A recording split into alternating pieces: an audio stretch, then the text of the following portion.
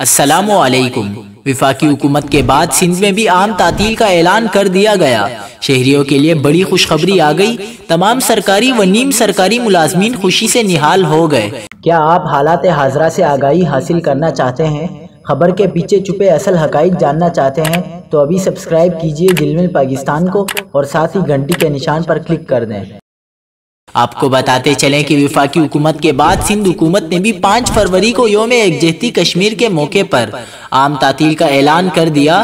سندھ حکومت نے 5 فروری کو عام تعطیل کا نوٹیفیکیشن جاری کر دیا ہے، جس میں کہا گیا ہے کہ یوم یکجہتی کشمیر کی مناسبت سے سندھ میں عام تعطیل ہوگی اور تمام سرکاری و نجی دفاتر، تعلیمی ادارے اور بازار بند رہیں گے۔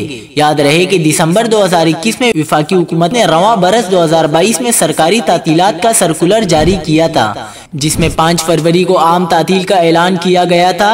وفاقی حکومت کے اعلان کے مطابق 5 فروری بروز ہفتے کو ملک بھر میں عام تعطیل ہوگی۔